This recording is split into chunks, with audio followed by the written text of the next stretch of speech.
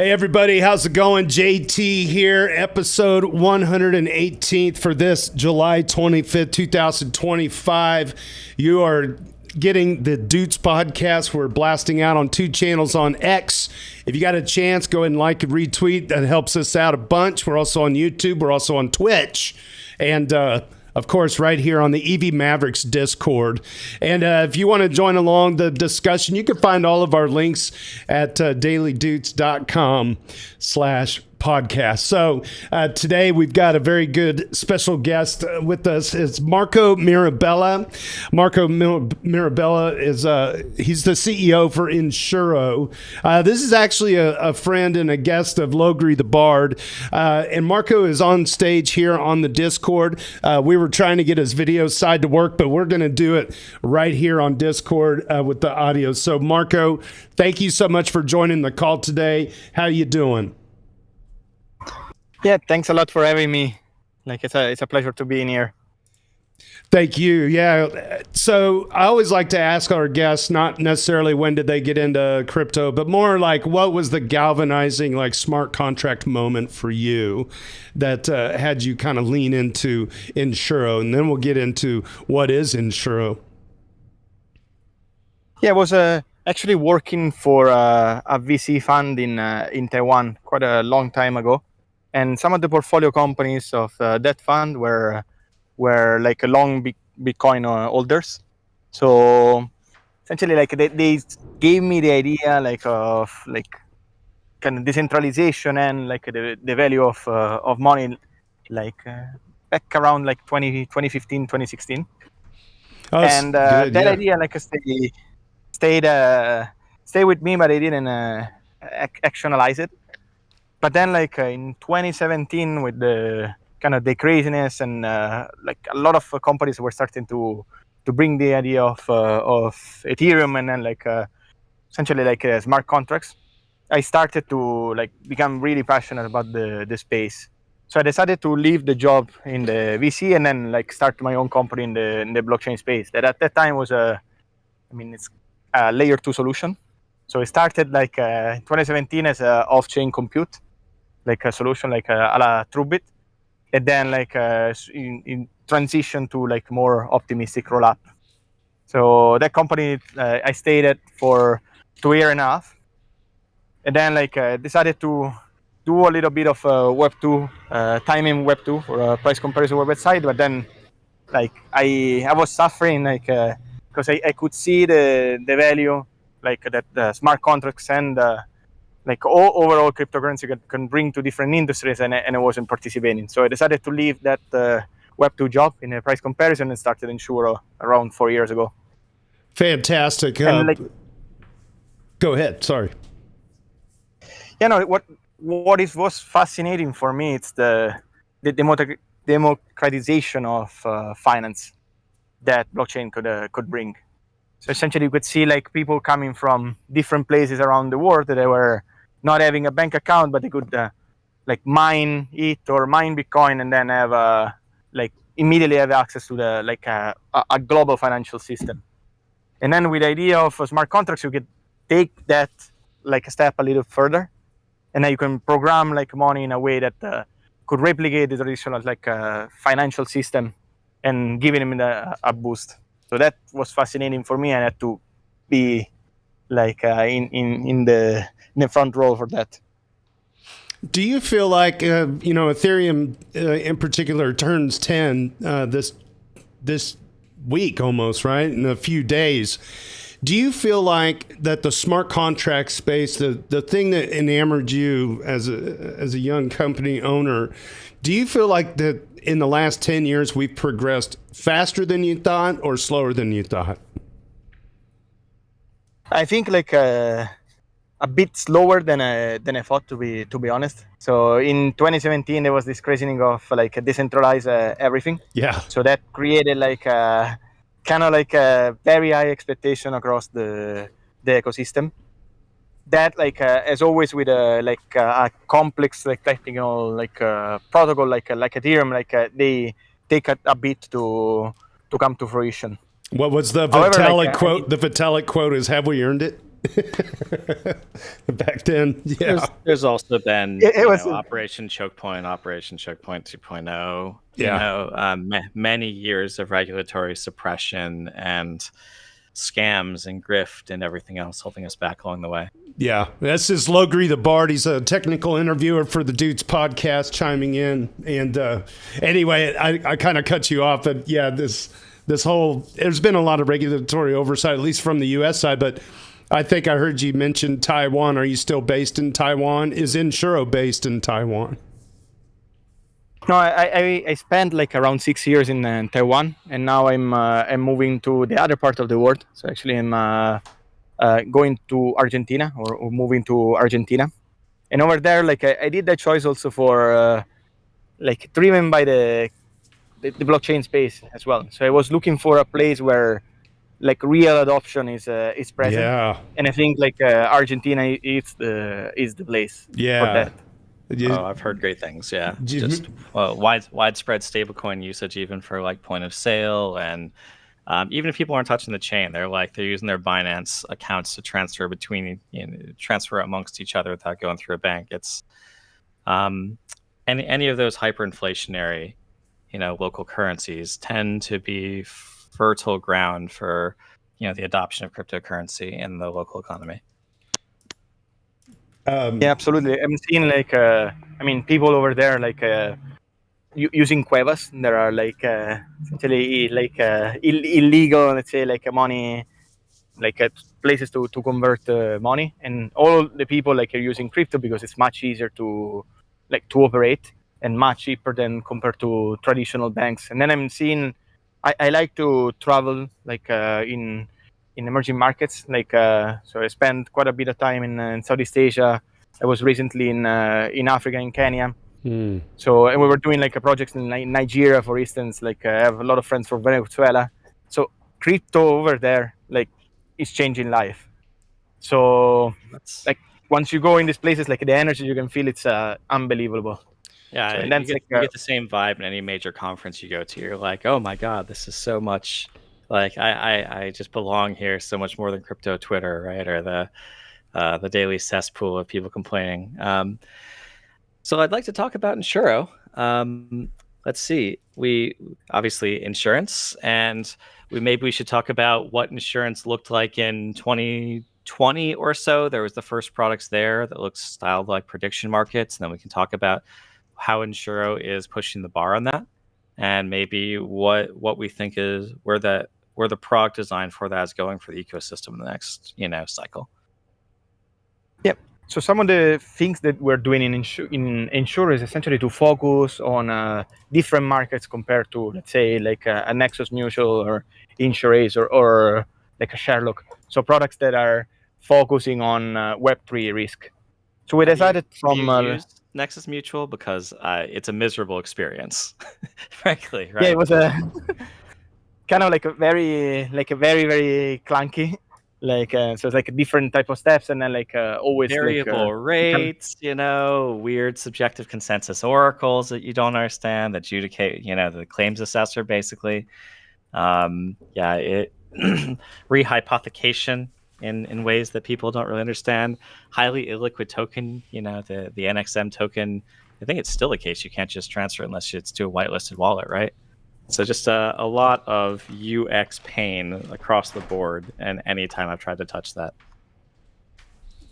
Yeah, that one was kind of like the legal structure that they have, like kind of limited them to extend the functionalities of the token. So they're using a system, like a legal infrastructure, like a legal structure called discretionary mutual fund, and this discretionary mutual fund forces them to have a discretion on the claim that then they do with a token voting system. So it's kind of like they had to figure out that strategy from the beginning in order to operate in a highly regulated market as a insurance, but that comes with a UX and UI UX burdens. But anyway, around that time, there's been a development of companies focusing on smart contract risk. And almost nothing focusing on the Web2 risk. So what I was thinking in my head before starting Ensuro is essentially like the possibility of bringing these two worlds. So bringing the efficiency of smart contracts and then to a traditional market like insurance, and then insuring like Web 2 or off-chain type of risks. And then the lowest hanging fruit that we decided to focus on is a particular set of products that is called parametric insurance. This essentially is a type of products where the trigger is well defined, and it almost works and is a binary input. So either like you have a certain amount of rain or not, and the policy is triggered, or a flight is delayed more than X amount of hours, and the policy is triggered or not. So in that case, like you can automate the entire flow because you can leverage like the use of oracles, and then you can lock the capitals on the smart contracts. So we took that idea and then the idea that each time you sign an insurance contract, essentially like it can be converted into a smart contract in an ideal world. So we try to push that boundary and started Ensuro around 4 years ago. If we're going to look at, I'm just playing around on the app here, and looks like when you come to the front page, you have two tranches here: investors and companies. Do you want to walk us through one or the other? That's not the same as tranches, right? So they have two different user groups. Like groups. It's a marketplace, right? It's a marketplace. They have two different types of users. You have the people that are trying to buy a policy. This would be the person that's buying their car insurance or whatever. And then there's the people that are providing the capital. That would pay out if something happens, right? There's probably a third set in here. I don't know how they're incentivized. I was planning to ask about how the claims assessor, how the claims adjuster process work, what the underwriting, information is, in addition to the tranching system that I see. But let's let Marco take it away. Yep. So essentially, like we have two groups. So one side you have the liquidity providers, and on the other side, like you have the companies that then provide protection or insurance products to the final consumers. So one of the things that we noticed since the beginning of the company is that we couldn't do everything. So we had to like leverage like other companies in order to distribute these insurance products. And then the distribution of the insurance product is through channels that are in the Web2 space. So the final consumer that is purchasing the protection or the insurance actually doesn't even know there is a Web3 company at the back. So we partner with different companies, let's say Spot. There is a US company that's providing cancellation for any reason in the travel space, or Autonomy that's providing cargo insurance for maritime or airplanes. And then like we then provide the underwriting capacity in the form of USDC, and this underwriting capacity comes from different investors that decides to connect their wallet and then deploy USDC. Now, in terms of the tranching system, there's a junior tranche that is risk specific. So each one of the partners has its own junior tranche, but then we have a senior tranche that sits at the top. So in case the losses of the junior pool are higher than expected, then we start to impact the senior tranche. There is also like a tranche that is shared across the entire portfolio. And this mirrors Is the underwriting of this done by the Ensuro team? So usually underwriting is something that would set a rate. So you'd say like, oh, we've looked at you and you're a safe driver, and so your cost for your car insurance is whatever a month, right? And they would try to also, as a portfolio, distribute the risk of possible events so that if everyone's car is insured in the same city and then a hailstorm hits the city, right, you get really big problems in insurance systems. So the other thing that underwriters do is they try to look at the systemic risk on the portfolio. So that's not just a matter of like, I'm going to deposit some USDC or the market's going to find a rate. How are the rates set for the people buying coverage in order to have an intelligent evaluation of those risks?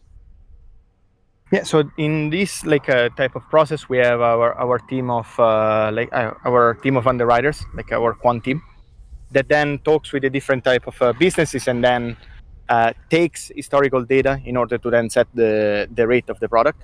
And it's also then so does your team though. It's not a decentralized aspect. At the moment, yes. So for most of the product that we launch, like we have a team of quant that analyze the product. So we have like instances in which like we give like a more freedom to the company itself to set up the prices, but I mean the highest majority it's our team that is doing that, and it's No, also like I mean we that's not a realize that criticism. can I'm just trying to be, understand. you know, it's something that we are pushing like in order to kind of like decentralize, because it can be one of the bottleneck of the growth of a company like ours. So centralizing the underwriting process then means that we have a certain like bottleneck in the number of companies that we can analyze. There used to be Melonport. Are you familiar with that design? It's an old DeFi Oh my project. gosh, yeah, Melon's classic. Yeah. Do you remember this one, Marco? You've been around long enough. Yeah, Melon, like they rebranded with Enzyme, right? Like is that the one? Okay. Yeah. Yep. So they have this design where basically in where your team would sit as a kind of centralized unit right now, you had a bunch of different shops, and basically they just attached reputational, like historical data that said, look, here's this person's portfolios, and you don't just invest in like car insurance, you invest in car insurance through a specific underwriter shop, right? And so you just make your team one of many if you want to, right? Yeah, it's something like I mean we're seeing like also like let's say Morpho or Euler, where you have the different type of curators. So it's a discussion that we're having like in the team at the moment, as a way to kind of like decentralize or like remove the centralization in the writing process. But then you always need to have a balance in terms of the reputation or the skills of the different type of people that look at the portfolio. So an idea like the grader with the reputation system, it's something that I mean could work for our model. But it's like we're getting there. So step by step, we're trying to solve like. I was just curious how that would affect the tranching. So there'd be a whole different tranching system for each underwriting shop. Would you have different deposit pools at that point for each of the underwriting shops? Like, would it be like each of these underwriting shops would stake in order to have a percentage of the portfolio that they can use for the insurance pool? Would it have a single pool and then it'd be like, you know, distributed by a pie chart to all those different shops? Or do you want would it be the users underwriting the risk at the end of the day, or would it be the governance underwriting the risk, or would it be basically some type of algorithmic assessment that you would put on chain? Yeah, so we have one of these systems already in place, where the division of the junior tranche and the senior tranche is done like with a value at risk type of analysis. So we take the distribution of the potential losses of the portfolio, we check like how the curve is defined, and now we set like let's say within var 50 that is the expected losses to var 70, like in the junior, or var 80 in the junior pool, and then like all the tail like remains in the senior pool. So essentially like all the losses that are more than unexpected, so almost catastrophic, and those are the ones that are covered by the senior pool. And then one of the things that how do you determine the ratio between the junior and the senior pool? I understand you have to reserve a certain amount in the senior pool for the total at risk, or some notion of that, right? But how do you determine the ratio of the junior to senior?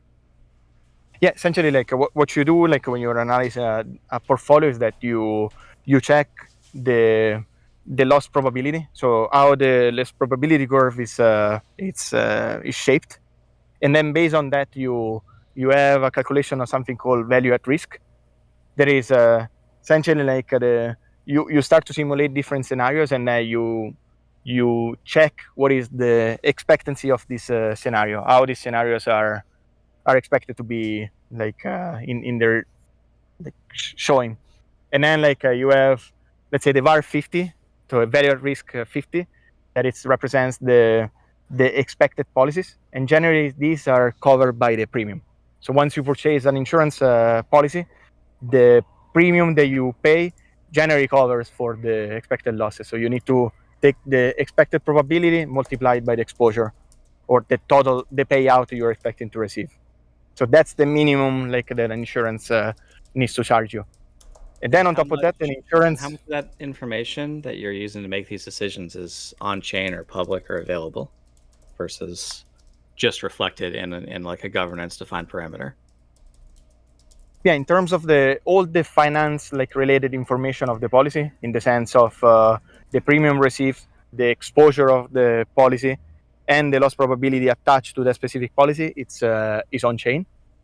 All the private information related to the channels, so let's say like the clients of our clients, it's something that we don't expose on chain, but we put on the back end.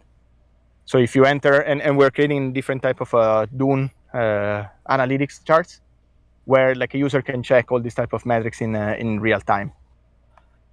Okay, so that's the function of the system. Let's talk about a few things of what is the benefit of this, because this sounds very much like it's a traditional insurance firm, but rather than having, the traditional insurance firm has its own capital, has its own like treasury that's using like, if you have State Farm or something, it's State Farm's money that's actually insuring.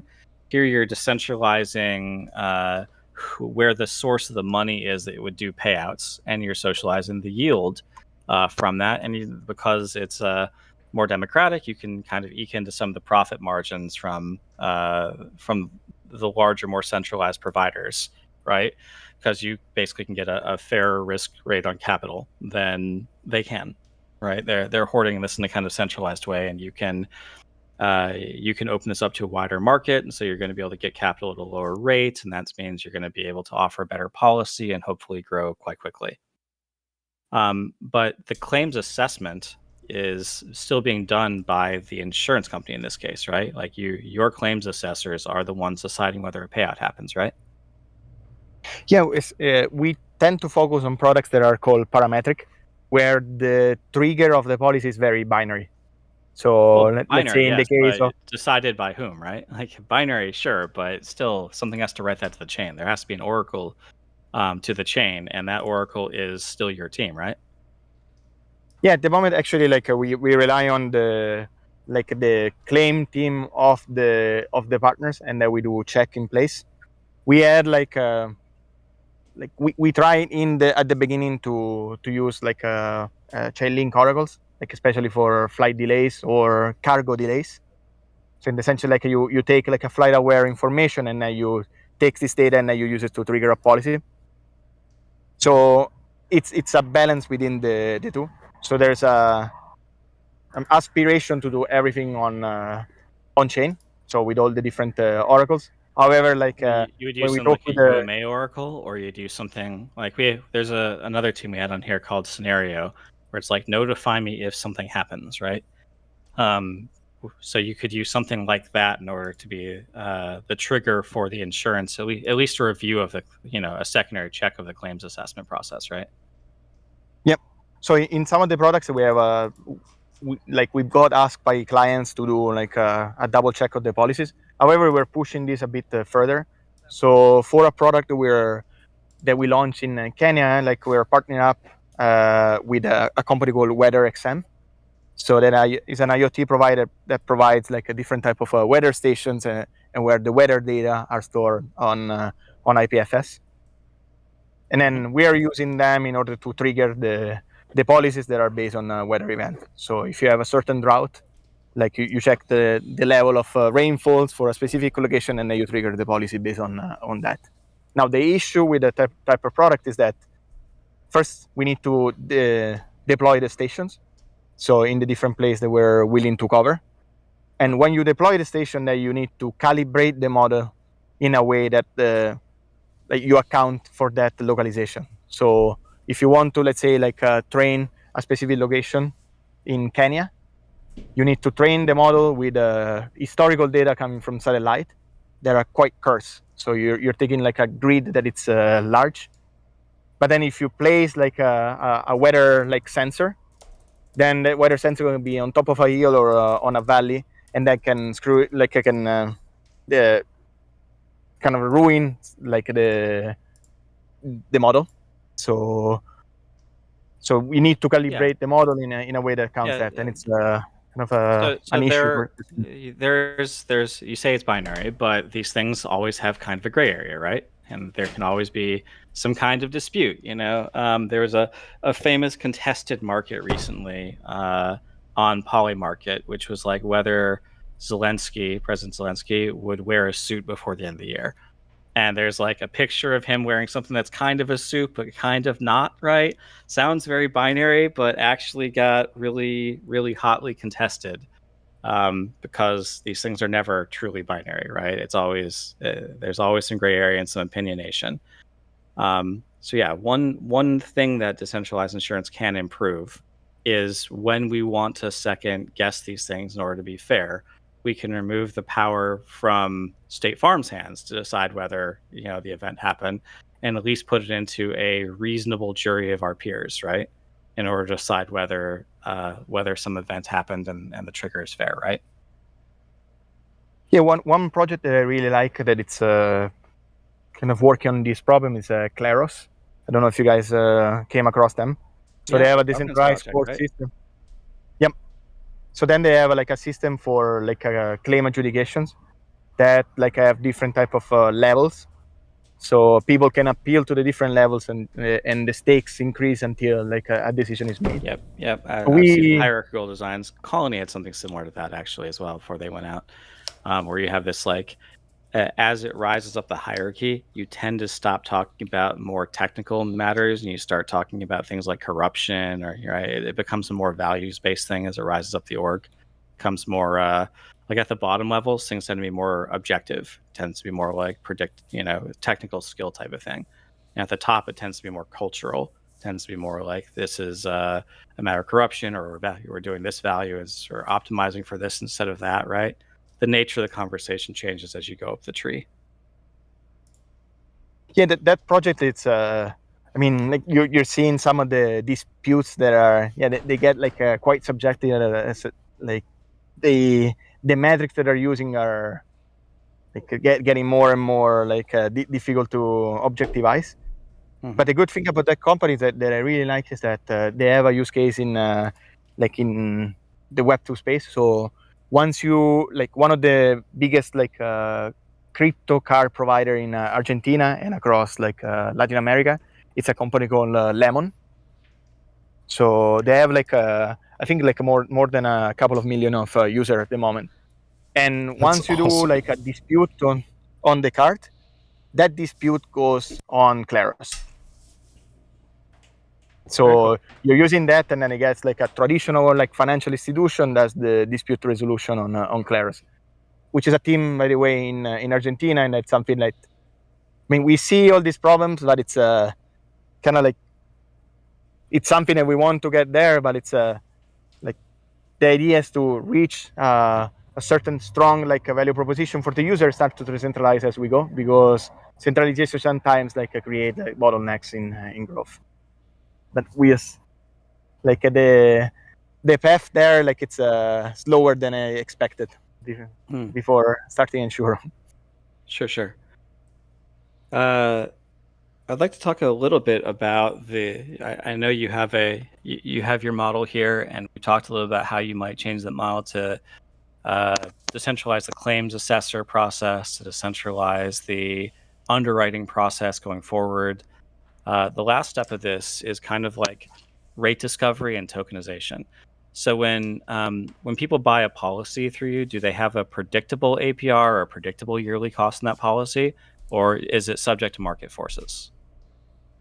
Yeah, at the moment, like the APR is something that we set beforehand for a specific type of product. So once you deploy like funds, let's say on the junior pool or the senior pool, you know beforehand like what is the component, like so the interest rate that we charge when we lock the capital for the solvency, and that gets add up to the asset management protocol that we plug into Ensuro. So when the funds are in the junior pool, they immediately get reinvested into Compound Blue, Aave, and Open Eden, like right now we are implementing. Okay, so you get like idle funds are at least the equivalent to farming in DeFi, right? You're not just having raw USDC there with an opportunity cost of whatever the market rate for yield is. It's at least like being directed over to Aave or something, so you're earning market rate while it's idle. Yeah, actually, like not only idle, but the funds that we're using to back up the products are split across the different protocols. So we have a vault system, and then the vault invest in the different funds. I wonder if Not you could only use idle, but a decent yield aggregator for that. You know, we've seen a bunch of them. We had Summerfy on the podcast recently. They're a yield aggregator. There's Yo's yield optimizers, an aggregator. Tokenmax yield aggregator. Even Yearn V3 is an aggregator, right? So how much of the liquidity farming skill do you want to be your core job, as opposed to outsource that to any of the teams that can just say like, hey, deposit USDC here, and we will go and scout out a good risk adjusted rate of return, right? yeah, this is a balance that one of the things I haven't mentioned about Ensuro is that we are a regulated entity in Bermuda. So we're trying to push the boundaries on both ends. So the Bermuda Monetary Authority gave us the license to do this model. So putting insurance in. Oh, thank you. There's been a journey of like 3 years, kind of like presenting Ensuro as a solution like in a public blockchain where all the funds like were in a non-custodial. And then like each time like we change the asset management, like we need to kind of notify the regulators and then like make like a statement that this has been done, and then like the regulator approves or not the asset management. So we had to go and pitch them like 3 years ago, like Aave, and while we were thinking like Aave was a good solution for us, and then Compound, and then I mean right now with the tokenized treasuries, like it's a bit of a easier job, but it's there's always this balance in Ensuro where we try to push on DeFi, but we also like have to. So for every DeFi protocol you're going to use, you basically have to go get government approval, is what you're saying, and so you can't really just wipe your hands of it or wash your hands of it by handing it over to a yield optimizer protocol. Correct. That's correct. So we need to like have a risk assessment and then check that the protocol has been around for long and then has been audited like by multiple firms, and then create a case for the regulator. That is also, I mean, the regulations lose a bit the innovation, but financial like institution is something that I mean give us a mark of approval that, let's say, like can convince institutional investors to jump on board. All right. Well, that's just another opinion your team is forced to take on what risks the people depositing are taking, right? Now, ironically, the money that's in Aave has its own form of insurance, right?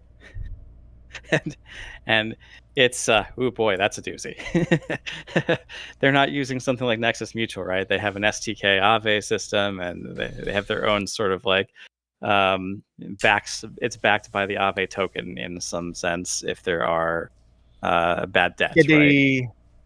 They changed this safety model recently. So initially they were like using Aave token as a kind of like ultimate like security measure. Yeah, last resort. But recently they released a new type of system where like users are staking like USDC, and then getting an incremental yield to the rates of Aave for taking the risk in case of anything. Thank God, because that you think you have a certain amount of money in your insurance pool and it's nominated in Aave, and when the hack happens, I guarantee you're not going to have that much money anymore, right? The Aave token price plunges 40%. Where's your insurance now, right? So yes, hats off to them for making those adjustments. It's been a few years in coming. I know they've been cooking on that for a while. Good to hear. If you were to, how is that so in terms of on-chain sort of DeFi insurance? I know that's not Ensuro's focus, but we just talked about how Aave is doing it, right? That was supposed to be what Nexus Mutual was for, but Nexus Mutual is just a miserable experience to work with for everyone, right? Variable rates for the people borrowing it, rehypothecation that you can't really control as the person buying the policy. As you said, the regulation sort of issues. We've had other approaches for insurance markets that look like prediction markets. You set up a will this go wrong by the end of the year type of market on poly market, and you sell like a yes, no, and invalid token, and then the market kind of figures it out. and that is a miserable experience, right? That does not get traction. What do you think the shape of on-chain insured DeFi is going to be by 4 years from now in the next cycle, right? Because this is something that TradFi, if they're going to have like bank deposits coming on chain, they're going to demand insurance on that, right? And it'd be a shame if it went over to Lloyd's of London as opposed to some DeFi protocol because we couldn't figure out our UX and figure out a traditional packaging of this that would be palatable to them, right? Yeah, like I mean, one like a solution that like the market is taking is the Lloyd's of London. So they have like native, for instance, is a like managing general agent or a cover order that then partners up with the Lloyd's to then do like crypto risk, smart contract hacks or depegging. But I totally agree with you. So we need to figure out like a way to have DeFi take that and don't outsource it to a traditional financial institution as old as Lloyd. I mean, I did like one Well, I don't care if it's as old as Lloyd's. I'm just saying I would prefer if we had DeFi and we have our DeFi positions, and now we're bringing on TradFi money, and we're going to get, Scott Bessent says that stable coins are going to go to 4 trillion. So we've got all that. We'll have 4 trillion stable coins on chain, presumably pumped into DeFi, and rates will normalize down. But in order to really get a lot of that bulk, right, we have to get banks, basically insurance on DeFi positions. And I think that a lot of people, not just banks, even existing DeFi users, would love to have a sort of I've described as a wrapped position. Like take your convex LP or whatever position and deposit it into this insurance wrapper, and you get an insured wrapped token in output from that splits the yield under, somehow subtracts the cost of insurance and the profit, right? And something that just says like, here's my token, right? And this thing is a yield bearing and insured position, and like I don't have to worry about it at that point, right? Yeah, that one is like I think open cover, like if I'm not mistaken, it's like was trying to go to that direction. I did like one project for a hackathon, like in Bogota for DEF CON, like where essentially like I was trying to aggregate the risk of multiple products under the form of a mutual fund, and then different products like they were using like all the different governance tokens and pulling it together into an index. So similar like to the GLP token of GMX. And then this index was covering the risk in case one of the protocols inside the mutual like were hacked. So in that case, you have a risk sharing across like blue chip like protocols, reducing like the overall like exposure to any of them. And then in case there's a hack in one protocol, I mean, you have the value of the DeFi ecosystem generally like goes lower, but it doesn't go as low as in the case, let's say, in the safety model of Aave. So getting insured by Aave tokens in case of something happens. Aave's through their insurance protocol that we just described, they've basically tightly coupled the Aave, like the USDC token that you get, that is inherently kind of insured, right? They don't actually have a non-insured token, option, right? So it's built into the protocol in a way that it's non-discretionary. But DeFi likes composability, it likes modularity. So if there was a uninsured option, and then you could wrap that in an insurance option, like I just looked at OpenCover, and it looks to me like it's another one of those things where you buy a policy, right? So you'd say like, oh, I've got my beefy position. Now I'm going to buy a beefy cover position, right? That is like an NFT or something, but it's not part of the actual token, right? It's not a wrapper around it. And so financially, that has like tax implications and cost implications, and all kind of bookkeeping annoyances. There's no guarantee that the rate that I'm paying on is going to be more than the amount that I'm earning on the position. It's still just a headache, right? Compared to, I just want the equivalent of what Aave has, right? Which is like, sometimes I'd like to be able to take my convex position or my BP position and just make it an insured wrapped thing, right? Which is basically what I think in order. Yeah, in order for like this like solution to work, you need to kind of embed the coverage within the system, and to do that, probably it should be like not a decision of the final consumer, it's more a decision at the protocol level. So that's why I was in the project. Like, I mean, this, I think you could probably have, I think the process of ensuring the protocol or ensuring the position can be separate from the yield source of that, right? So like I could see how you could take a wrapped convex, let's say we have an IN prefix, we have an IN CVX CRV, token that is now an insured version against smart contract hacks or other things, right? And they could take maybe like 20% of the yield or something, some agreeable thing.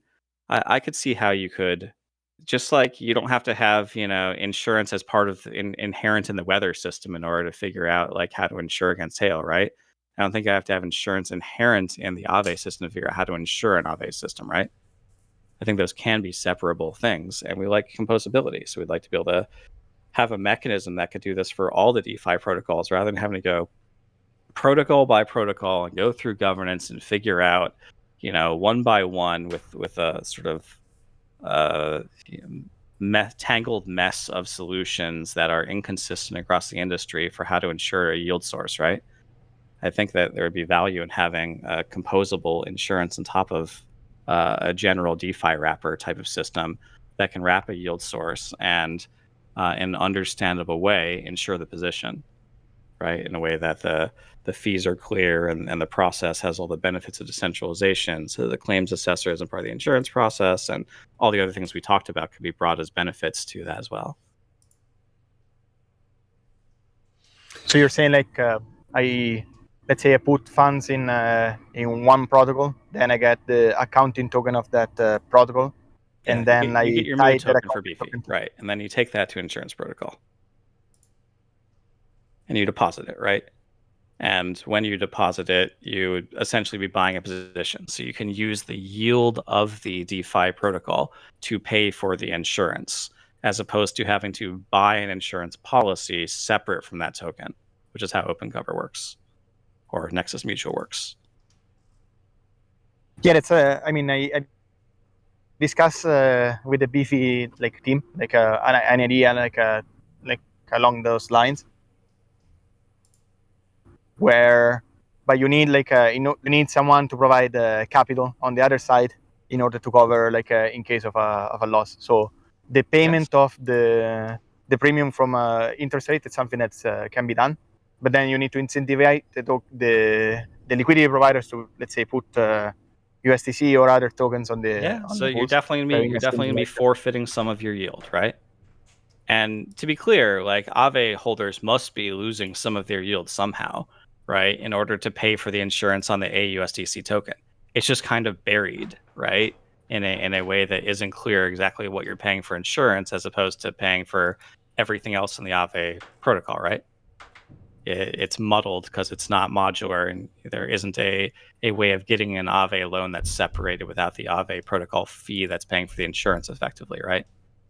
So I think that you could do this. I think that one of the issue there will be like how you determine the different rates of the different protocols. So essentially, how you do the underwriting protocol, but you can use just one like of the idea that I was you have exactly that problem in Ensuro, right? What is the rate for car insurance? What is the rate for a drought? What is, right? You have all of that problem, and we have to have underwriting systems. I'm not disputing that, right?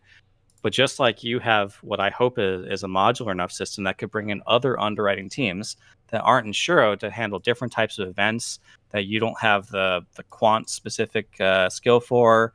I don't know, maybe it's on specific crops you don't understand yet, or maybe it's on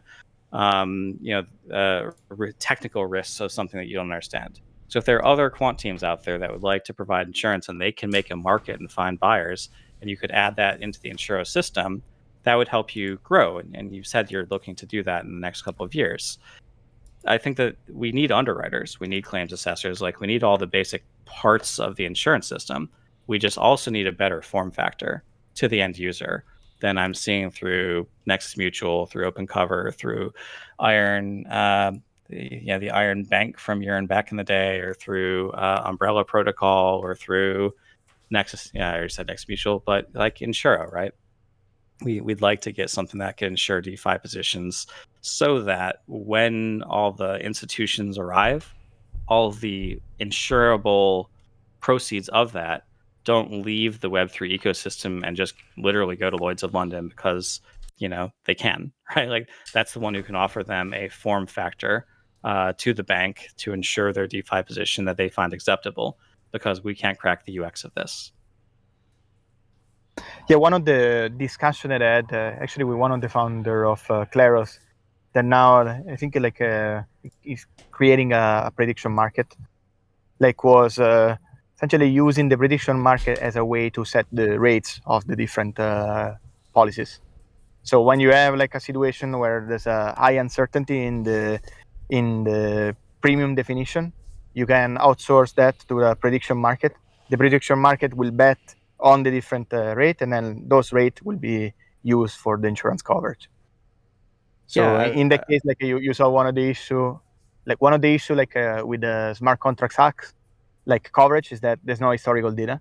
So you're using a finger in the air approach to understand like how to set the rate. In that case, like with a prediction market, you can have a bit more like a system that can be like a bit more efficient than that. So a lot of food for we saw some of that back in the 2020 day. I think that was how, was it Umbrella? One of them worked that way. The problem is no one likes that form factor. No one's going to buy their own insurance through a form factor of buying I predict I get hacked token, right? That's not a form factor that customers buy. You need a wrapper in front of that. So it's fine if that's a back-end system somewhere. In the same way, it's fine if Claros is a back-end system somewhere, right? But the person buying insurance can't be exposed to it. No, in the way that we were discussing on this idea is essentially to create a prediction market outside the insurance protocol, where like a user can bet on the different rate, and then once you arrive to like let's say like an output of that, you use that output as an input for the rates in the insurance protocol. Oh, so you decouple the. Okay, yep, you would use as an algorithmic source of data for the underwriting process. Understood. Correct. In that case, you can like you can use a prediction market that is a very good system to price in uncertainty, and then you use that as an input for the insurance. Finance. And then I get it. Hey, Marco, we got about 5 minutes till we hit the top of the hour. Are you good on time? Yep. Yeah, I can go on. Like this is a very interesting. Yeah. Well, thanks a lot, guys. I hope I'm picking your brain in ways that don't annoy you. Yes. Logri's quite the interviewer. He really understands like the money Lego society better than anyone I know for sure. So I was glad that Logri could be along the ride today. I have to ask you just a human interest a question, being in Argentina as of late. Have you ran across Mariano Conti and Patricio Wortalter at all? Yeah, Mariano, like it's very involved with an initiative called Crecimiento. Yep. So Protocol Labs came to Argentina and Buenos Aires and then sponsored like a co-working space for 3 years. And I gave it to the community of builders in Argentina. So that's a very interesting space because like all the different builders get gathered there. And Mariano is like one of the people involved in that. That's cool. That's neat. Yeah, I've met him. And this year, like times. Dev Connect is gonna be in BA, so that's a good excuse to visit. But I'm originally from Italy, so I decided to move to Argentina because most of the team is there, most of our technical team, and also because like I needed that push. So it's like to kind of like understand why I was doing like crypto, why I was in crypto. I love what's going on in Argentina. Necessity is the mother of invention, and when you've got a systematic, failing of the dollar in Argentinian the money system down there, and now crypto is like really changing things in a meaningful way, and you're really seeing so many projects just flourish out of there. It's very promising.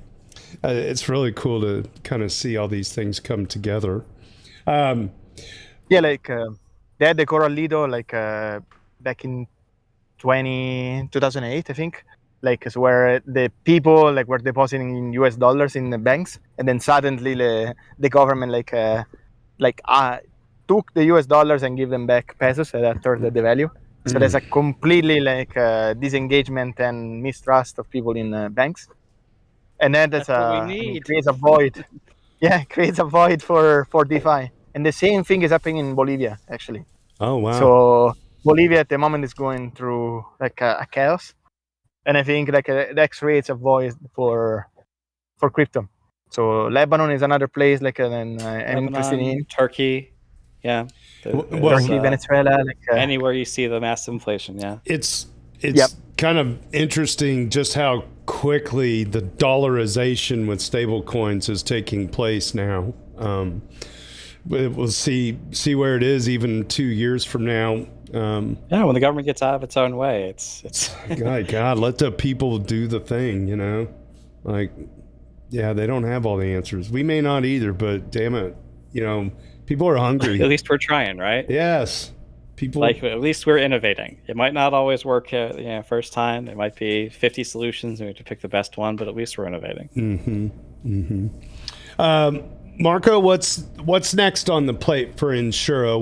Where are you going to be? I was cruising through your Twitter and kind of showing some pictures for the viewers out there watching the live stream. Where can we catch Ensuro in person? What's the next conference you guys are going to be at?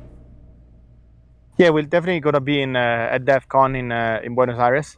So that's like a place where we want to have a presence and probably organize some insurance focused event.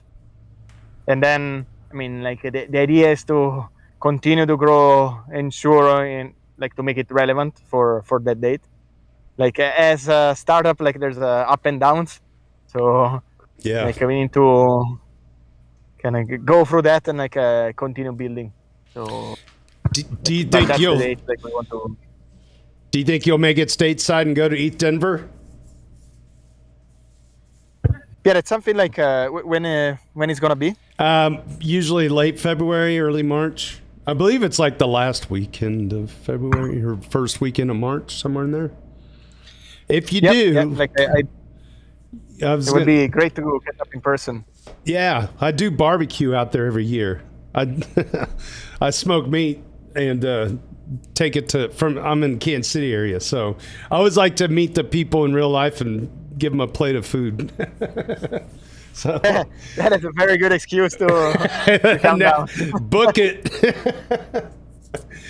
Yeah, last year I think I did 3 different events basically, so smoked enough meat to feed probably about 150 people across 3 different events, and some of it's sponsored, so I'm not out of pocket. It's fun. It's a drive though. It's 8 hours of the worst driving in the world, all the way across Kansas and eastern Colorado. It's like there's nothing, but I love going there every year, and the people are really fun, and there's always really killer side events, and I think it'd be fun to meet you in real life if possible. Absolutely. Logri, do you have anything else you want to ask? And Marco, if you want to give us any other information on Ensuro before we close out this portion of the live stream. But then we go on to the next step of the live stream, and you're welcome to stick around and be a color commentator. It's totally up to you. But any final thoughts before we move on? No, I think it's very exciting what they're doing. I look forward to seeing all the decentralization improvements to it over time. I think they have a path forward to that. I think that insurance as an ecosystem has a very promising future within DeFi, right? For reasons that we stated, we can objectively improve the system for all users by disintermediating some things that are privileged roles that the insurance company shouldn't have, right? And in so doing, we can give the people we're buying cover a fair rate, and we can give them protections that they don't otherwise have, and that should be something that the entire world embraces. And I think Ensuro is a good pathway to it. You at least have a very good UX, which is more than I can say for most other DeFi insurance I'm seeing. But as maybe a side effect of just to the degree that so much of what you're doing right now is centralized, right? You're able to get that focus on the UX first, and then hopefully work into the centralization over the years. But carry on. You have. I'll watch you with a keen eye. Thanks a lot, and will be good to continue the conversation about the decentralized insurance model that we discussed here. I think there's you quite have a my lot contact. Reach out. I'm happy to talk to you. It doesn't always have to be an interview. Awesome. All right, guys. Awesome. Thank you. Thank you. Marco Mirabella from Ensuro.co. So glad that you could join us and do an interview with us. But we're gonna switch gears over to our Daily Doots podcast, where I read Reddit, so you don't have to. Okay. So what's cool about community content? It's just community content straight off of Reddit. And Marco, the way it works is we've got a guy that scores the different comments that are in our daily thread every day, and then they end up on a rich list at dailydoots.com. If anybody wants to follow along, you just head right on over there, and you'll see that we have a leaderboard at the top. It is time. The Weekly Doots live stream is all about showcasing the best of the week from the ETH Finance daily general discussion on our Ethereum. And we're going to get right into it. Starting at number 10, Aiden Cairo's at 118. Ethical Trade tied at 118. JS Tears at 121. Crypto Wild Currency moving up the list at 122. Hanny Abu 134. Tricky Troll 159. Benito 2030 at 175. Logri the Bard at 223. Super Fizz at 227. And Harog absolutely freaking smashing it again at the top of the leaderboard at 247. He had a triple doot day and a double doot day last week in the general discussion. So he keeps bringing all the news, right? He's almost like our local reporter for the wider ecosystem, man. Yeah. So he just comes in with the news first and gives some context on it, and loves it, right? The community loves it. Absolutely. Big thanks to Tricky Troll for getting all of these points assigned. And now we're going to do the weekly Doots, the weekly roundups over here on the sidebar. I should go back because I think we got to get. Let's see, we have our calendar. Yeah, here it is. Need to do the calendar first. August 4th through the 6th, Berkeley Science and Blockchain Conference. Pragma, New York, and New York City on August 14th. ETH Global, New York, August 15th through the 17th. Lagos, Nigeria, August 28th. ETH Accra and Ghana, I believe, is 29th through the 31st. See, there's your African countries getting after it. It's awesome. September 4th through the 7th, Warsaw, ETH in Istanbul, in Turkey on the 5th through the 7th of September, ETH Safari. There's just so many things. Boston Blockchain Week is on. Yeah, it's cool. So freaking cool to see all these events taking place. What a crazy last couple of weeks too. And the news begets more news. The price goes up and the narratives keep flying, and so are the events. All right, morning roundup. Frank the Tank chimes in. Ethereum user, I may be slow. That's my spirit animal right there. Price of 36.31. Alexis Kef at 0.31 on the ratio. Sorry, I'm having a hard time reading today. Weekly haiku courtesy of JS Tears. Tricky recover on the mend to discover. Pump is not over. Excellent. How does he do it, JS Tears? How do you do it? Every single day. It's amazing. And our ship post of the week, because we always like to save the best for first. What am I going to be doing here with this word? Damn it, a word. What is this word? Digital pneumonotremoscopic silicovolcanosis. Isn't this like the longest? That's like the longest word in the English language, right? Let's see if we can get the pronunciation of this word. Let's see. Google will play it. Here we go. Oh shit. Let's see if it'll pick up on the. It's not playing. Let's go this way. I don't know if it's going to play. 4 years ago. Yeah, it's not working. Huh. I'll be damned. Whatever. That's funny. El Iter Elote shares their thoughts on the Coinbase announcement. El Iter Elote is a duder number 3 for this week. Listen to the Coinbase announcement. At first glance, I was reminded of a 2017-18 era consensus. The company threw an entire pot of spaghetti at the wall to see what would stick. Hey, sounds about right. They had Ujo for music, Viant for supply chain, Celerius for collaborative storytelling, Uport and others for identity, Civil for news, AirSwap for DEX, Singularity TV, oh my gosh, I haven't heard that name in a long time, for media production, and more. What eventually stuck? MetaMask and Aztec, which was incubated at Consensus, if memory serves. Basically, everything else evaporated. Were they too early? Maybe. What do I know? All I know is that the majority of their projects failed. In the base announcement, creatives and developers described the work they were doing and how it was all enabled by base. It was awkward. And I found myself asking what people in the audience, most of whom were Coinbase employees, must have been thinking. Monetize social media likes? Is this what we've been building? Token curated registries that purport democratization, but in reality reinforce oligarchy through more tokens equals more votes. Is this good for society?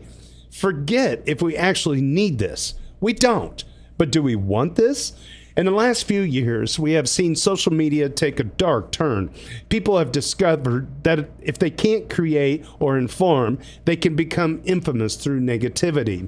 People don't care if they're infamous as long as they're famous.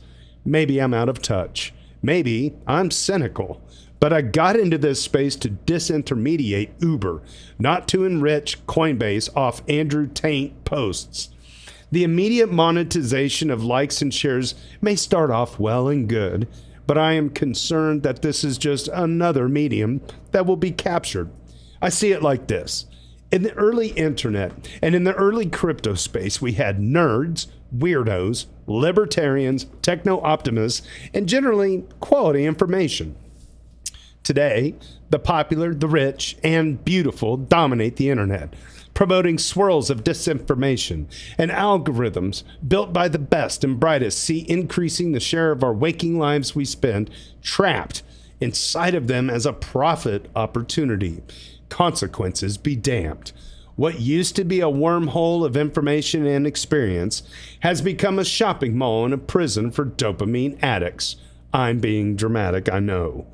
I don't trust a company like Coinbase, beholden to stockholder interests at the core, to usher in a phase of decentralization on the internet, or even just social media as they claim they will. I'm not even confident that their vision will even take off, considering the friction of getting people to swap apps and payment methods. 1% cash back on USDC purchases requires a user to open a centralized exchange account, upload identity docs, set up 2FA, connect to a bank account, deposit funds, and figure out how to send funds to a merchant, versus just using their credit card, which likely pays at least 1% or more in cashback or points. Getting people to swap messaging apps is even more difficult, as a messaging network is only useful if you have people to message on it. It seems more likely that established messaging apps will build in these features, as opposed to new messaging apps with the features taking market share. Most people just aren't going to make the switch. Overall, I wasn't expecting anything profound, so I'm not disappointed. In terms of our bags, I suppose any increase in activity on chain is good for them. But as far as adding value to society, I don't know that this is the way. Thank you for coming to my TED Talk. That was a pretty banger post, I have to admit, because what's the old phrase? Blockchain is, looking for a problem and doesn't need a solver, whatever the phrase is. I mean, you could say that about any technology. Yeah, I mean, this to me sounds a lot like the early days of the internet. There's a famous clip of David Letterman when he's talking to Bill Gates about the internet, and it was like, oh, Bill was basically saying something like, you'll be able to talk about baseball or watch the game on the internet or listen to it. And David Letterman is like, have you ever heard of a radio? And it's like, yeah, I mean, there's a point there, right? It took time. And I agree, the spaghetti being thrown against the wall, that 2017-18 era of consensus, yeah. But, MetaMask is, for as much pain as it seems to bring people, a lot of people sure use it, And I think sometimes these companies, they gotta try everything and hope something sticks. It's really hard to be an Apple, right, where you have such a clear vision that is undeniable and in the rearview mirror. That's pretty special, right? Same way with Amazon. Look how much Amazon suffered in the early years. I mean, suffered. I remember in college, before I dropped out the first time, I remember being out in the middle of nowhere in Kansas, down by Coffeyville, Kansas, and I'm just driving around in my pizza delivery station wagon. I was probably smoking funny things, and I came across this gigantic building out in the middle of nowhere, and it said Amazon book shipping fulfillment. And I'm like, how stupid is that, right? How incredibly stupid is this idea that people are going to want to go take the time to go on this internet website and buy used books? Like, just go to the bookstore, right? Short-sighted, right? And now look at it. It just takes a lot of time. Anyway, that's a really good, I love this long form writing that just very clearly makes some great points. So hats off to you, El Iter Elote. I've seen your username around for a long time, and I'm surprised you're only a duder number 3. Please keep posting, okay? Please keep posting. It's a banger. Thank you. User EtherB gives thanks for the ETH Finance and Ethereum subreddit merge to help provide more signal for newcomers. Hey, that's sweet. EtherB, yeah, long time OG. Duder number 20 for this week. I'm extremely grateful to the entire ETH Finance and Ethereum mod teams for facilitating the merge of the 2 subreddits in preparation for this next run. I can't even imagine the sheer volume of noise that beginners and curious newcomers would have had to wade through without it. Love you all. Thank you for making this space better for everyone. I tell you what, it was we came in like we were kind of thrown in all at once, and much to the chagrin of a couple of mods on our Ethereum side. But Evan Van Ness, hats off to you for getting it done. And I couldn't be happier with the way things have turned out. It's a mutual thanks also to the patrons of this community. The culture is established. The culture of being in the same room and talking to each other is the way to be online. And there's so much good demonstrative behavior. It makes the job easy for the mods. We deal with spam like you wouldn't believe. We have very few comment removals that we have to take care of due to decorum issues. So the mod team is one side of this coin, but it's the community. People like you, EtherB, people like Logri the Bard and Superfizz, the whole Doots team, all of the people that are in the daily on the regular. I should go back up to the leaderboard list here. I want you to look at this number right here. 1,232 duders. Of that, let's find out how many people have at least one. I wonder if I could come down here. So let's say the number of people that have at least 2. You got to be around long enough See, that's half of that number right there. 690 people have been on the list twice. A long tail. A long tail. Look at the number of people that have 10 or more. These are your people that are establishing the culture. If you're watching this on X and you don't have a Reddit account, get one specifically for our Ethereum. Okay? Give it, and if you've left Reddit for one reason or another due to like the API thing, that's totally understandable, but do come back. The conversation is lively and it's wonderful. Okay, so thank you, Etherby, for shining a light on the community. As much as you did the mod teams, we're just the glorified custodians. Okay, the culture is established by the people over time, and we brought that spirit over from ETH Finance, and it carries on to today. Harag, there's the guy on the top of the leaderboard. Harag is 246 for this week. All right. Gives an update on Aztec's private roll-up testnet.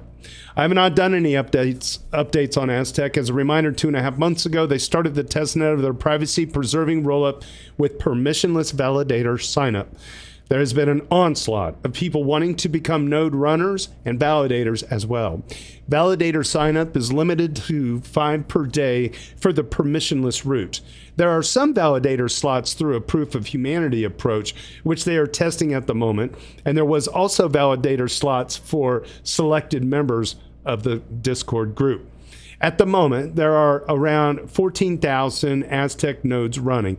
It peaked at close to 20,000 nodes a few weeks ago. Most of them are running out of cheap data centers. For a comparison, I assume that Ethereum has somewhere between 10,000 to 30,000 nodes. Different sources have wildly different numbers. Actual validators for Aztec just broke 1,000 last week or so. Currently, there are 1,049 validators active. These are more validators than Solana has, with 998 validators. Also, the Solana numbers have been down only for 2 years, where Aztec is up only. The main reason so many people are running nodes on Aztec is that there might be an airdrop in the future, even though it is constantly denied by the team. Now that some alt L1 KOLs pivoted from distributed proof of stake to proof of governance, aka proof of authority, they will soon have to pivot to proof of airdrop, as this is obviously the fastest and cheapest way to decentralize, air quotes, a chain. Jokes aside, the Aztec testnet has been stable for over a month now. Good job. They just now mistakenly leaked the info that version 1 of their client will be released soon. This means it could be close to production ready. I expect them to have validator slashing in that release, which is essential and needs to be tested and improved for some time before the Aztec mainnet can start. Looks like a great few months ahead for privacy. Thank you, Harog. Logri the Bard, can you distill what Aztec is to our listeners? Okay, so you have things like Tornado Cash, where you can put money in and then pull money out, and people can't trace the deposit to the withdrawal because there's a bunch of other people putting money in at the same time. These are commonly called mixers. Mm-hmm. Aztec basically sits as a mixer that allows you to also plug your money into DeFi. So in the same way you might have like a Gnosis safe that can go and plug money into Aave or something, while your money is in Aztec, you can go and have it plugged into these DeFi protocols, so you can basically control it like it's a smart contract wallet like Gnosis, but now it's private. So it's that's privacy. Neat. Yeah, right. And I'm giving you the layman's term. You can. That's good. No, I like it. That's really interesting. And then, what kind of hardware requirements are required for running a node? Do you know?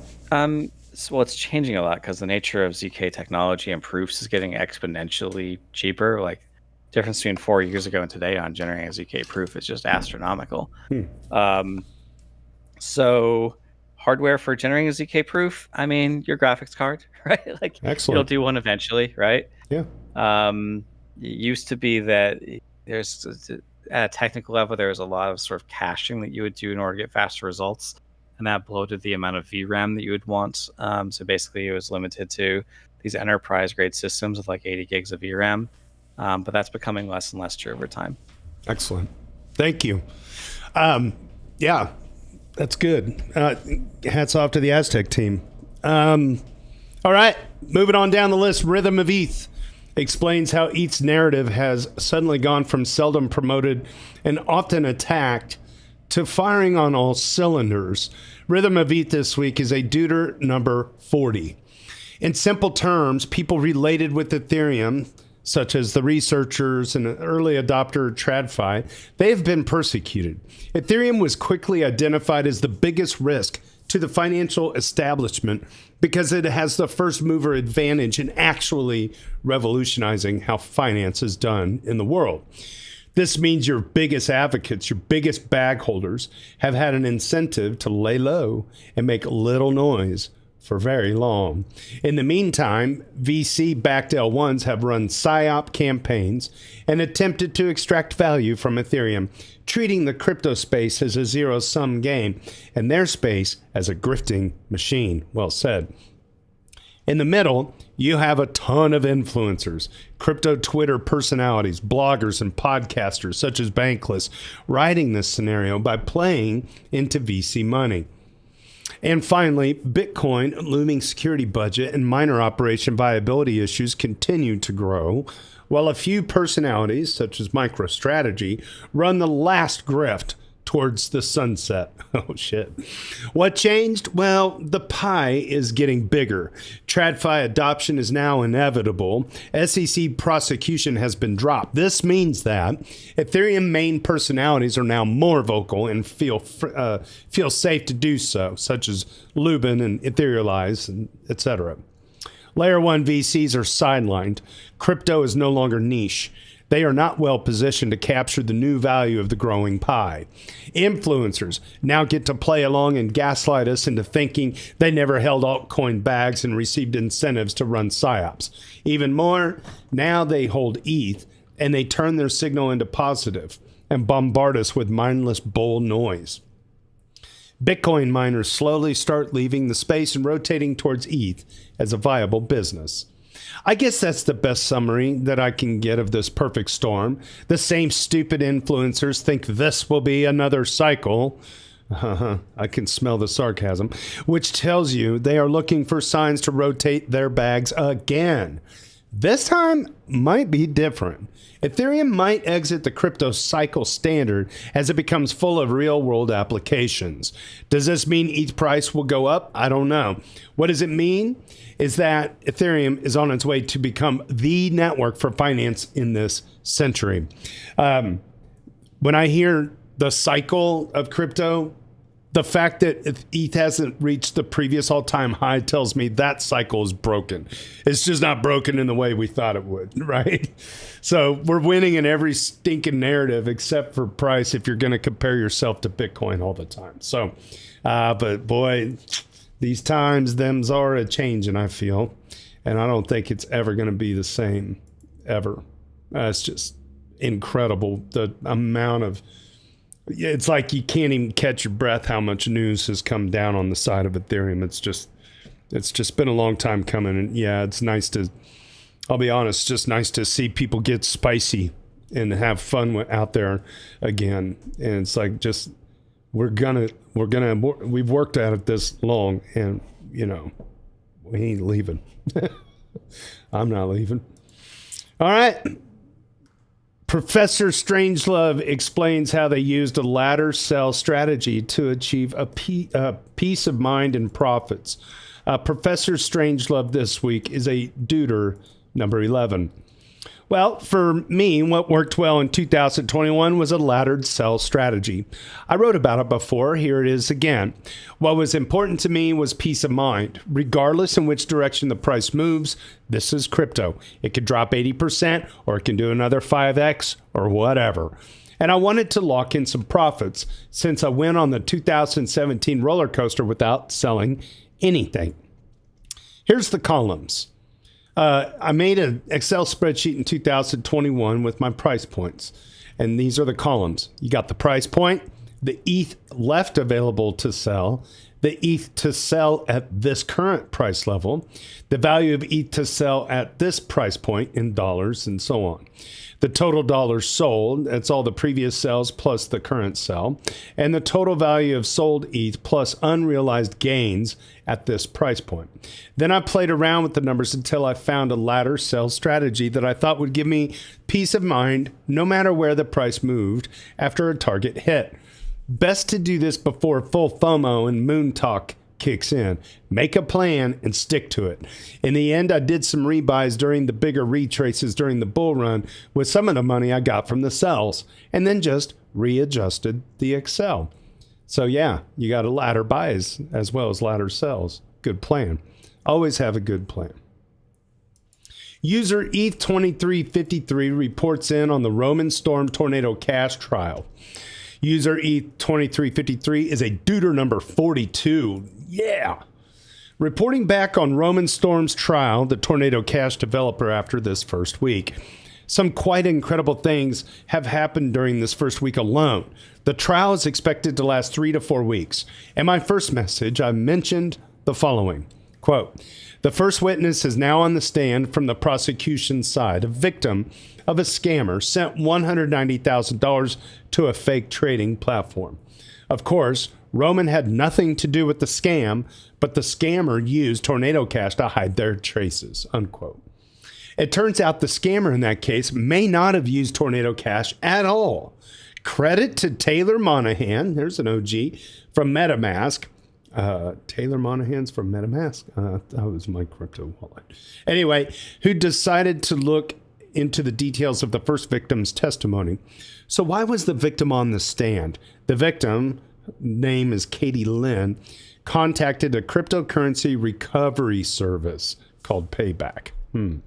Quote, Lynn testified that after she was defrauded, a purported fraud recovery service instructed her to contact Tornado Cash about recovering her funds. The defense raised the issue of Lynn's evidentiary standing. Defense attorney David Patton claimed that, quote, we expected De Capua, that's the FBI special agent, to connect these flows to Tornado Cash, but that, based on his testimony on cross-examination, apparently he has it. What's also interesting is that the FBI actually seized Payback's website in September. The prosecution has responded by saying, quote, in response to defense skepticism, the government said it would rely on the work of a different blockchain tracing expert, IRS analysis Stephen George, to connect Lynn's funds to Tornado Cash. This would arrive, prosecutors proposed, in a supplemental disclosure to arrive soon. I was going to post a TLDR of the other days, but honestly, it's too hard to boil it down to a single comment, even a long one. If you're interested in this case, read the summarizing articles for each of the days here, and there's a link available. It's therage.co/tag/tornado-cash. The URL is at dailydoots.com in this comment. It's basically what we expected, though. The government focuses on the victims of scammers, obviously not victims of Tornado Cash. Their expert witness, FBI agent De Capua, claims regular people would not use VPNs. What? The government has a witness testifying on the feasibility of implementing KYC AML, despite the developer no longer being charged with KYC AML violations. I'll keep you posted with further updates as the trial moves along. If you are in a position to support reporting on this case, I would ask you to support The Rage, who have honestly been the best source of information on this trial. They're an independent publication. Some of the quotes above are from their articles, and they post on Twitter about the case multiple times every day. I am not affiliated with them in any way. Great summary. Thank you. What a clusterfuck. I mean, throw it out. You know, throw that shit out. It's terrible. Like, it's a travesty. It's right? terrible. The rest of the government has already pivoted away from strategy of oppression, but he's just like caught in the fucking cogs of the machine at this point. Yep. Right? Yep. Like, exercising some free speech rights. It's like a wrongfully imprisoned person having to wait 90 days to be released. Like, throw it out. It's done. Yeah, it's I don't know. I think this could really linger on for a lot longer than 90 days. Well, it sucks because it's this two-tiered judicial system where you got to have enough money. That's just, I don't know. I get fired up every time I read anything about this case because I'm like, am I in la land? Like it sounds made up. About it from, well, yeah. It sounds like it was politically motivated to even start it. Bingo. And now whoever they appointed is incompetent. So there's not even a competent prosecution case. Yeah, no, that's true. And in the meantime, it's costing millions of dollars in legal fees to defend an obviously innocent person. You know, there's just not even. I guess we'll see. We'll see, but we'll see what the prosecution's case is. Because if their case is someone got scammed and the hacker ran away with money using Tornado Cash, okay, someone got shot. And are you going to prosecute the gun manufacturer? Yeah, they try. Right?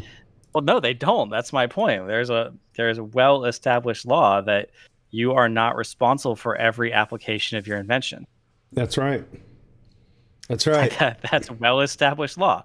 Now, if you make a car with a defective part and people start dying because of that, sure, you can win a lawsuit. But the product didn't work in a faulty way. Right. It worked as designed. Right. And I just don't see the legal basis for coming after him for that on those grounds. But now they couldn't even find a person who got hacked.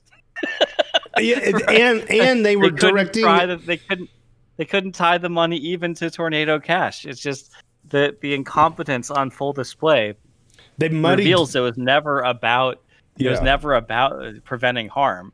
It was only ever about suppressing innovation in the crypto space. Dude, they were interjecting and implicating Tornado Cash based off of the scammer, the fraud service mentioned to contact Tornado Cash, and that's how that got added to the case. So they took the word of the scammer. You know what I mean? Like, that's just nuts. I mean, the prosecution's basically leading incompetence, just on full display. Trying to lead the narrative. I mean, it's like they took the scammer's word. The scammer was just scamming. He just picked out Tornado Cash, even though it wasn't a scammer that said go and find them. A recovery service who contacted the police and said, I lost my money. And then the police are like, well, have you contacted a recovery service? And so she contacted the recovery service, and the recovery service said, yeah, why not try this? You're right. And that's the best they could find. Correct. Yeah. That's the best that the prosecutor could find.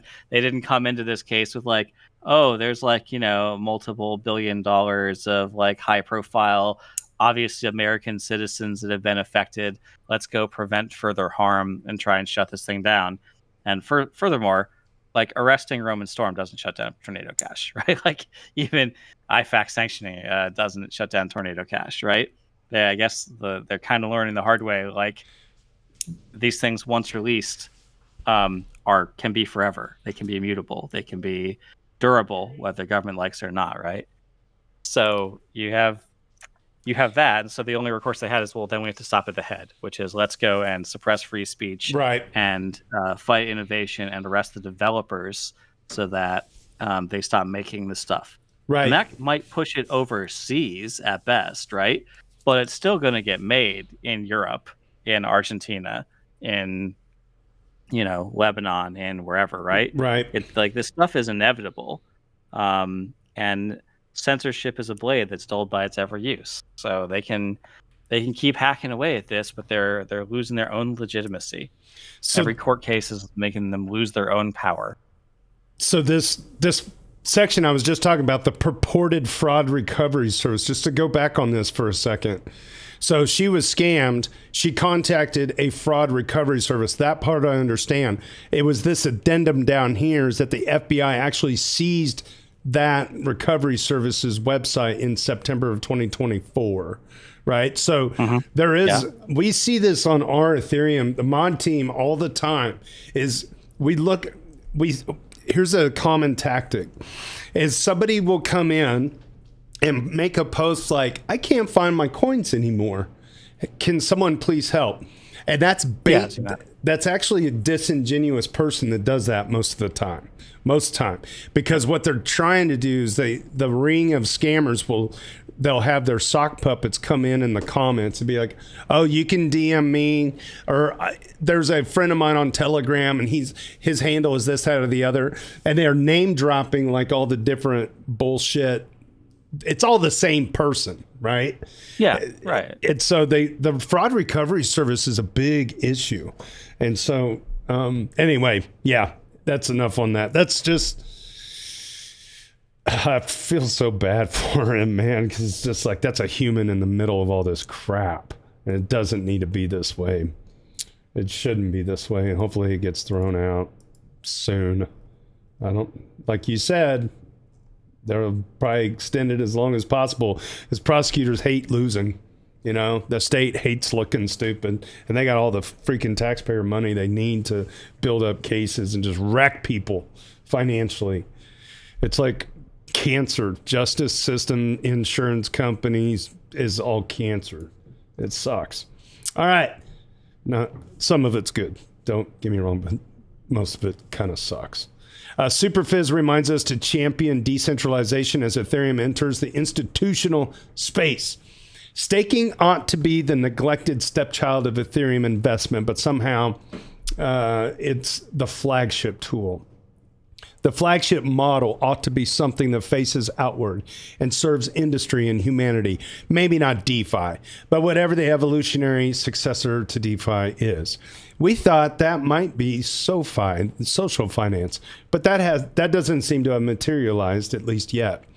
Staking doesn't inherently reward decentralization, even though that's the value driver of the network. And we haven't developed systems that can enforce decentralization. So when industry comes to stake to give yield to investors, they're not interested in strengthening the value proposition of the network through radical decentralization. They're just trying to turn a buck.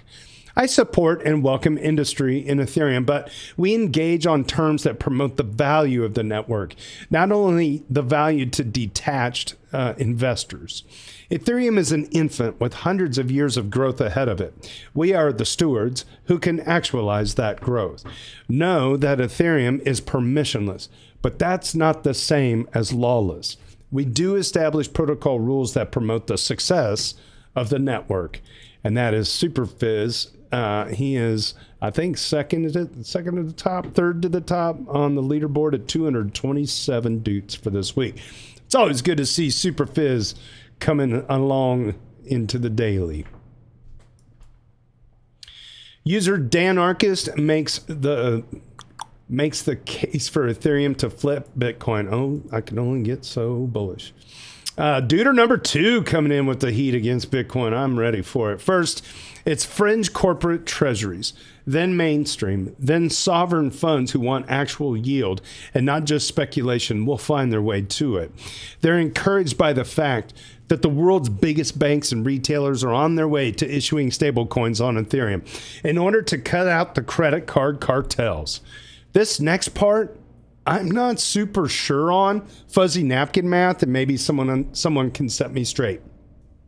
Every one of those Walmart purchases made with WUSD will cost a bit of gas, a tiny amount, since they will happen on the Walmart layer 2, and they're batched and settled every 15 minutes on the Ethereum L1. But some gas, nevertheless. Imagine if a stablecoin transaction becomes just 10% of just Walmart's volume. That's 680.99 billion divided by 10 equals 68 billion annually. $500,000 like clockwork every 15 minutes settled on Ethereum. But instead of paying 2% of that to the credit card companies, Walmart instead pays a penny's worth of ETH per transaction. Assuming an average transaction of $50, then instead of paying $10,000 every 15 minutes to the credit card companies, Walmart just uses $100 worth of Ethereum.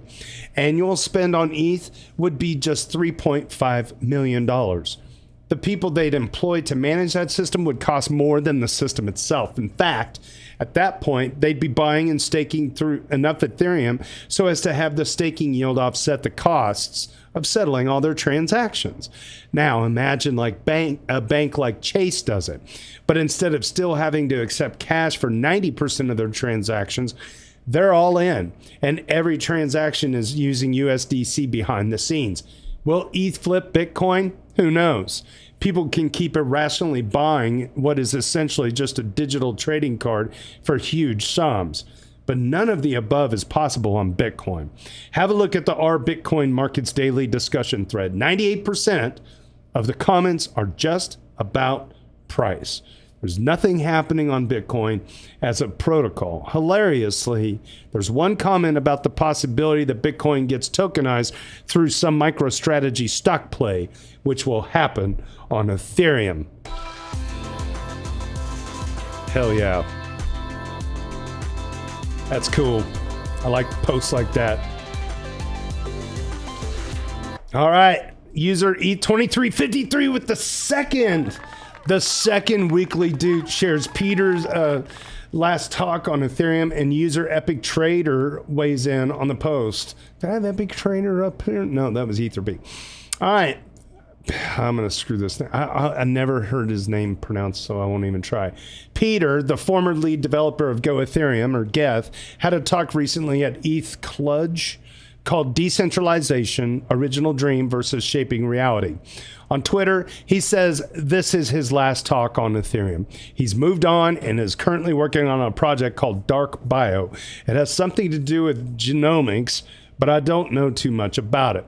His talk was published today and is an interesting watch. He talks about the dangers of centralization, how the international payment system evolved over time into SWIFT and was eventually weaponized. But we probably don't want the same thing to happen to Ethereum. Similar to how democracy is not a given, and we need to actively defend it every day. Peter argues decentralization works the same way, and if we don't actively defend and work towards it, the natural tendency of any system will be to centralize. Epic Trader replies, Peter is unfortunately making a lot of claims that he knows is bullshit, and I think that's surprising and disappointing. But probably because he's feeling some degree of animosity towards Ethereum over the way things went and ended.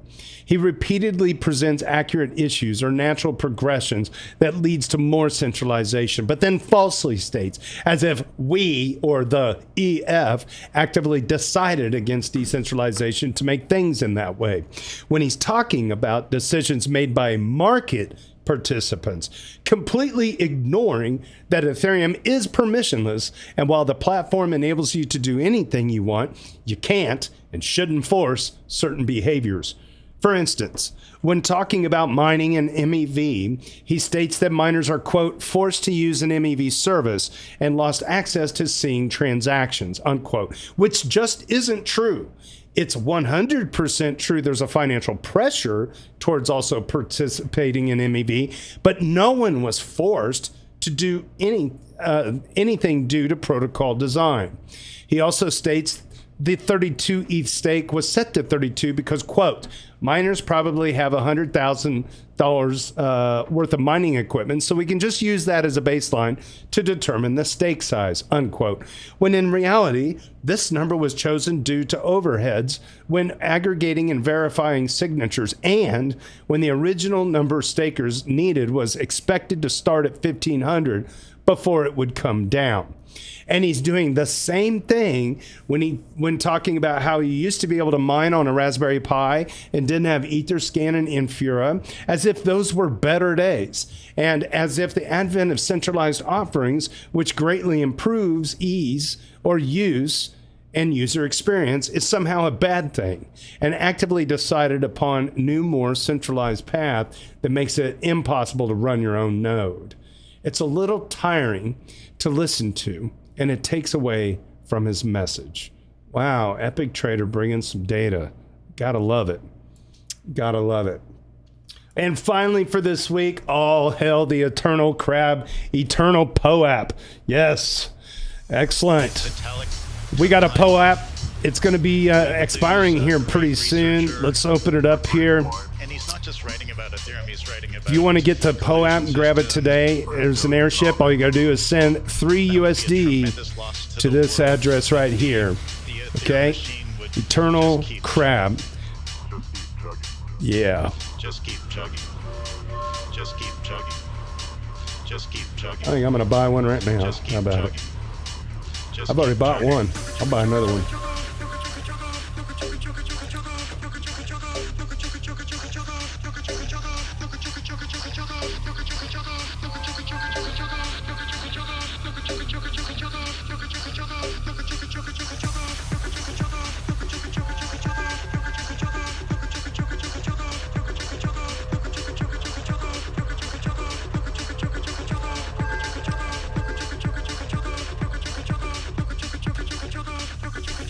Oh yeah. I don't know if I have any USDC. Maybe I do. Let's see, I can do it on base. That's Polygon.